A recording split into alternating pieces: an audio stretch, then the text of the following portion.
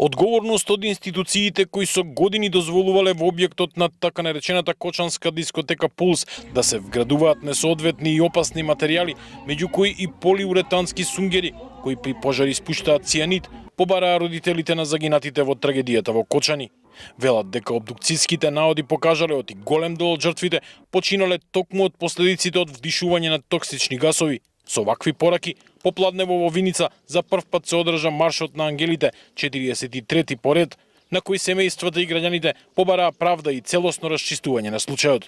Иако институциите и понатаму упорно ја туркаат приказната дека клучната причина била јаглерот, моноксидот, останува фактот дека кај најмалку 21 жртва, речиси 1/3 од починатите, е утврдено присуство на водороден цијанид над граничните вредности.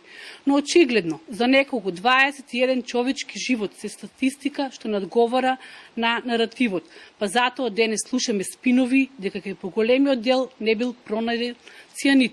Учесниците со фотографии, свеки и транспаренти се движеа низ централното градско подрачје, испраќајќи порака дека трагедијата не смее да биде заборавена. Од семејствата порачаа дека нема да се помират со, како што велат, символични казни и дека ќе продолжат да бараат одговорност за сите институционални пропусти кои довеле до трагедијата. Каде биле инспекторите на Дирекција за заштита и спасување, чија законска должност е да проверуваат противпожарна безбедност и опасни материјали?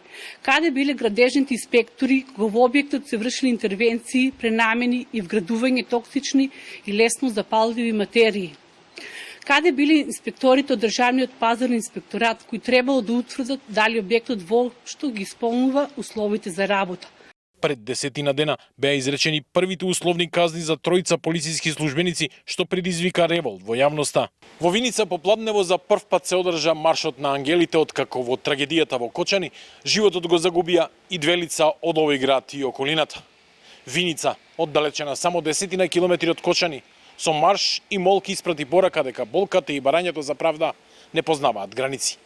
Судскиот процес за трагедијата во дискотеката Пулс во Кочани е во тек, а им се суди на 34 физички лица и 3 правни субјекти, додека вкупно се водат 4 одделни постапки со 58 обвинети. Во пожарот во дискотеката Пулс во Кочани лани загинаа 63 лица, а повеќе од 200 беа повредени.